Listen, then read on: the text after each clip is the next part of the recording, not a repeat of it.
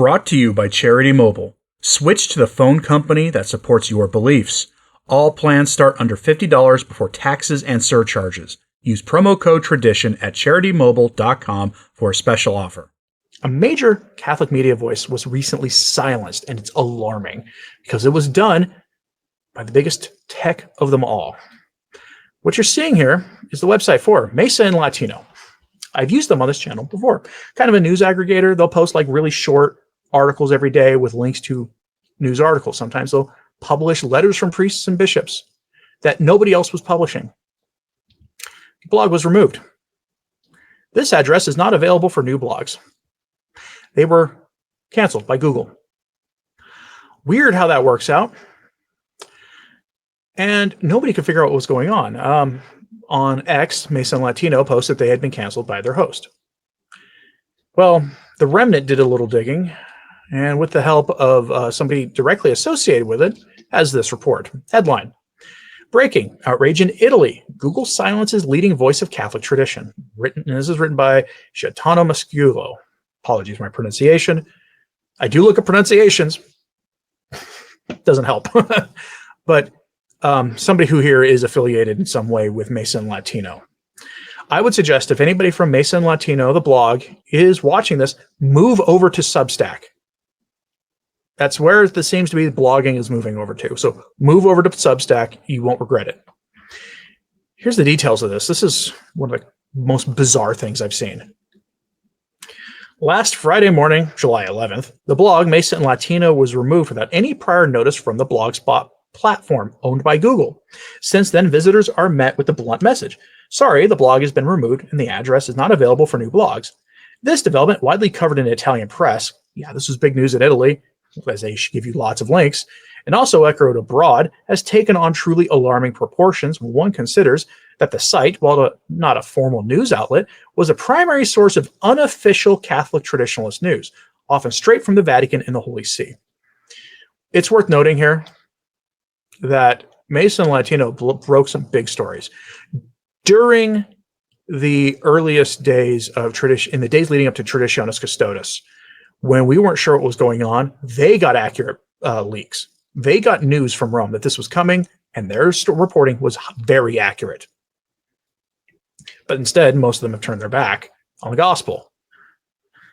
And I see what society's like as a consequence. Back to Mesa and Latino. Just to illustrate, the blog recorded over 1 million global page views in the month of June 2025 alone. Today, in the modern day, a blog getting 1 million page views in 1 month is unheard of. Unless it's like a massive corporate blog. Okay, 1 million views. Google changed something in their algorithm last year that made it so blog web visits crashed. And despite that, Mesa and Latino was getting 1 million in the month of June. With 22,000 posts published or archived and around 254 more already scheduled for release. Founded in 2007 following the publication of Benedict XVI's Motu Proprio Summorum Pontificum, the blog became one of the most prominent critical voices against Pope Francis in Italy starting in 2013. In a private email sent to the blog's main administrator, Google immediately issued a notice explaining that the site has been removed due to alleged mean words. In reality, Mesa and Latino has done nothing over the years but defend and spread Catholic doctrine, promoting love for the Vetus Ordo liturgy, that's a traditional mass, and denounce errors and abuses both inside and outside the Catholic Church. It has often published firsthand sources well ahead of others concerning documents, reforms, scandals, and internal proceedings within the Leonine walls. A blunt and uncompromising blog, no doubt, but always respectful of truth and of the Church's hierarchy. It was run by 4 Italian lay Catholics. What they think caused this was here. This is what makes it so scary. A troublesome investigative book? It remains unclear which specific or post statement triggered Google's censorship. In recent months, Google had already taken down several particularly sensitive articles without warning, only to restore them later after the blog's administrators requested clarification.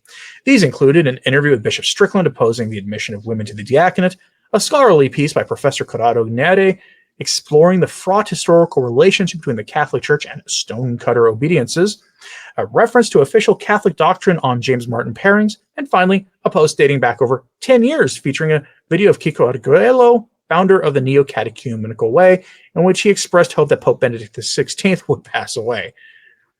What likely triggered the end this time was an interview conducted by Luigi Castellini with Father Nicola Bux. Father Bux co-authored the book La Liturgia non uno spettacolo, an investigative work released in the midst of the scandal surrounding Pope Francis's motu proprio Traditionis Custodes.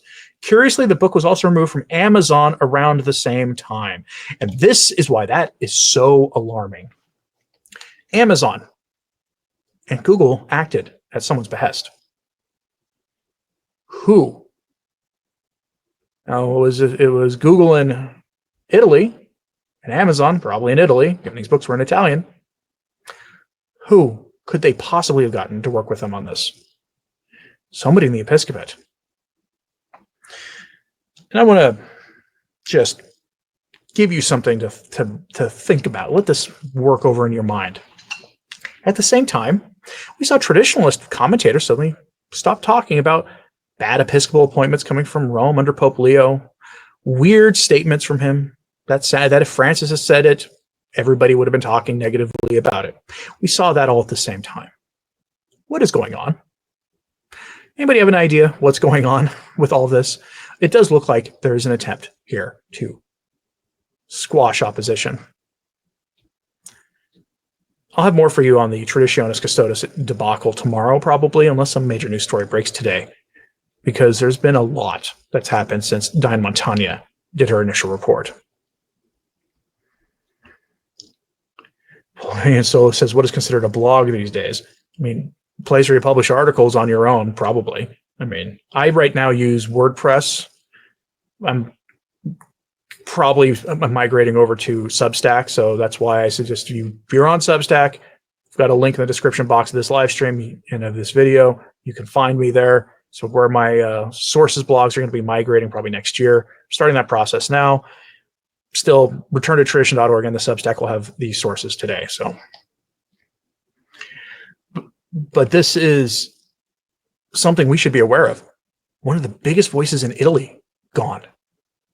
Google just snapped their fingers and snapped them out of existence. No real explanation given. Mason Latino was very, very, very mild in how they critique things. Pray for the people at Mason Latino. And pray for everybody else who's doing these talks these days, because it's becoming a more hazardous environment. And as always, pray for the church, and let me know again what you think about all this in the comments, please, because your interaction with these kinds of live streams and videos does help drive the algorithm. So leave a comment, hit like, subscribe if you haven't. It does help. Like I said, pray for the church, pray for the Pope, and all the other figures we talked negatively about today. Not trying to make you angry and mad at them. They usually do a good enough job without my help. Instead, pray for them. Pray that they come to see what's going on and what the time is. I'm Anthony Stine. Ave Maria.